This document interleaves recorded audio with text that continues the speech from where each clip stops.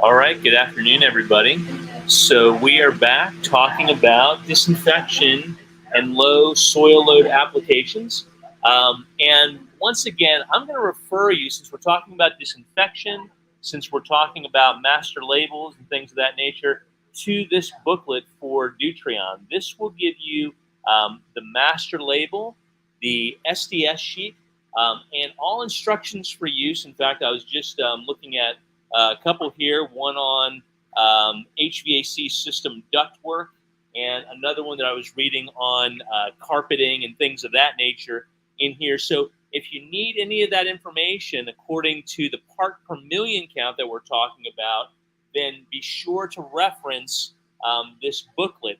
I just noticed some major differences, right? So for looking at carpet cleaning, in that case, they're recommending a 100 part per million solution being added to the carpet shampoo itself.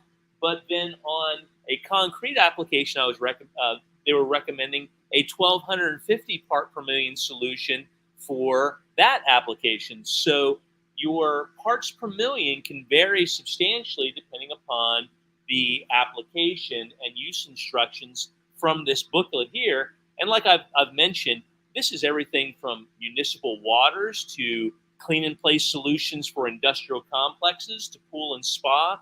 So the list goes on and on in this book for the use instructions and the parts per million that are to be used. So let's go ahead and get into disinfection, even though we've kind of danced around it all day long. So we're going to be talking about pre-cleaning prior to use, of course, parts per million, concentrations and dwell time, safety, Dutreon tablets themselves, and then application methods. All right. So I wanted to keep this slide as basic as possible because it probably can't be reiterated enough, and that is before disinfecting, all surfaces need to be pre-cleaned, okay? Most disinfectants will say simply pre-clean prior to use. And so whether you're doing a job that is mold remediation oriented, or whether you're doing a job that is, biohazard related, right? We don't go directly to the disinfection application without passing through the cleaning side of things first, right? So just want to reiterate that everything that we talk about on the disinfection side is also coming after the cleaning stuff, okay? It's not often that you have a total, go into something with a totally clean surface. So with that out of the way, we're just going to go into parts per million concentrations, because I think we already understand, based upon several other workshops, what parts per million is, okay? So there's two primary concentrations that are used just as simple disinfectants. And within that, if you're looking at the screen here, we're going to call disinfectants things like biocides, fungicides, algistats, mildewstats, slimicides, viricides, sporicides, all of those sorts of things, mildewacides, stuff like that, right? That's it. Those are very specific categories downstream of something like disinfectant, okay? So disinfectant would be the general term, and then everything else would come from that. Now, what you're going to notice between 100 parts per million and 400 parts per million is where you're going to have a difference in dwell times, number one, right? At a 100 part per million concentration, you have a 5-minute dwell time, okay? To be able to get disinfectant, biocidal, fungistatic, algistatic, mildewastatic, and slimicide claims from the use of the product.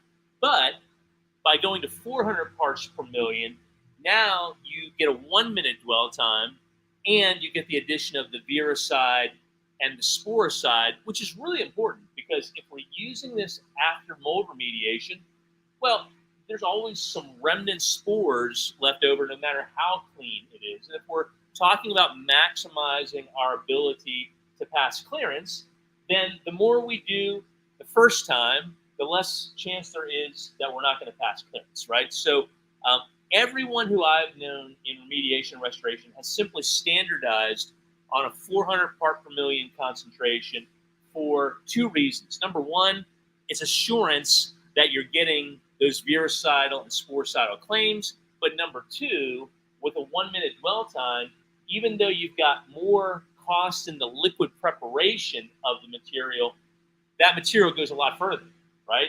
It goes at least 4 times as far as the 100 part per million solution. So all things being equal, it's at least about the same cost as, if not a little bit cheaper, to actually go to a 400 part per million solution with those reduced dwell times, because that's just product on surface right before it dries.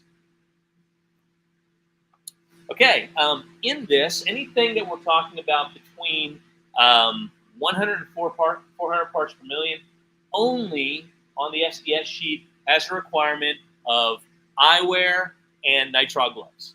That's it, okay? So you don't have to worry about any respiration or anything along with that. The nitrile gloves primarily for handling the tablets, and the goggles or glasses for just preventing any splashing in the eye during preparation. Okay, this is how the tablets come. So in some of these previous workshops, I had mentioned everything is packed into buckets, right? Well, you can see them there on the screen.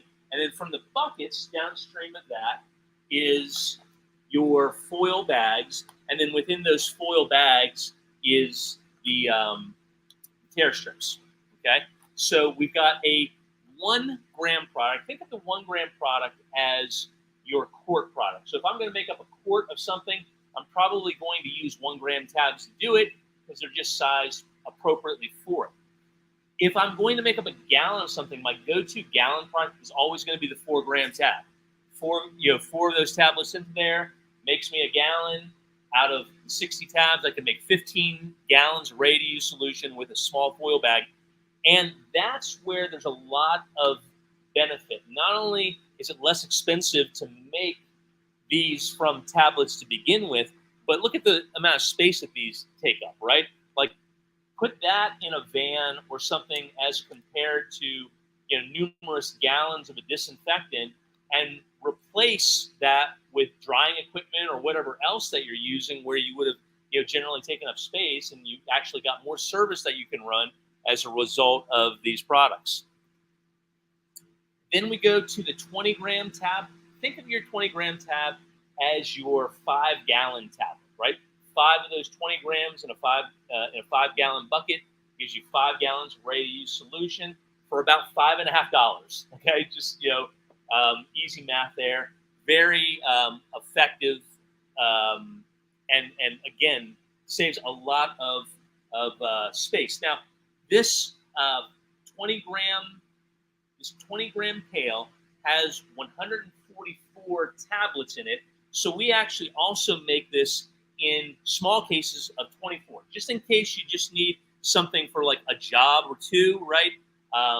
Then you might want to get a case of 24. Otherwise, get yourself, one of these 144 tablet pails right here, and it'll make you plenty of product. And then the last tablet is the 100 gram size. So you can see these foil bags. They're maybe around the same size as this, and then they have individually wrapped 100 gram tabs. Each of those tablets, if we were making 25 gallons of solution, 1 tablet would make 25 gallons of solution at 100 parts per million, or 4 tablets would make a 400 part per million solution, 25 gallons. I said that a little bit backwards, but you know what I mean. Okay? So those are the 4 different tablet sizes there. And then your equipment for application is based upon wet contact time and what works best for you. So we could span everything from a simple trigger sprayer, and we talked about quarts, being the ideal size for like small contents and things like that, and then using the 1 gram tabs with that, all the way through the pump up sprayers, where you may have a preference for either the 4-gram or the 20-gram tablets, and onto your BTM sprayer.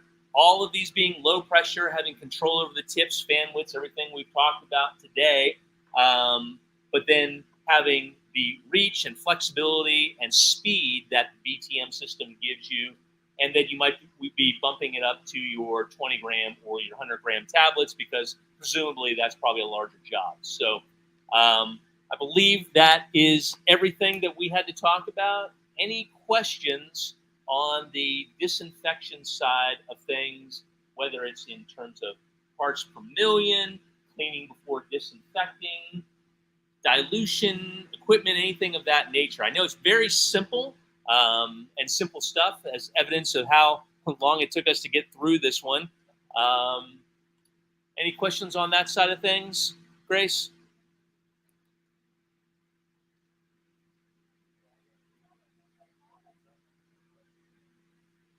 Nope. Okay.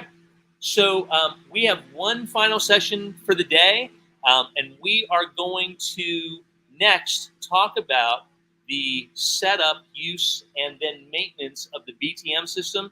So probably when we come back, we'll kind of reorient some things so that you can kind of see a tabletop view, and we'll take it from there, and then the day will be wrapped up. So thanks, everybody, for sticking with us for all of these workshops today. We appreciate it.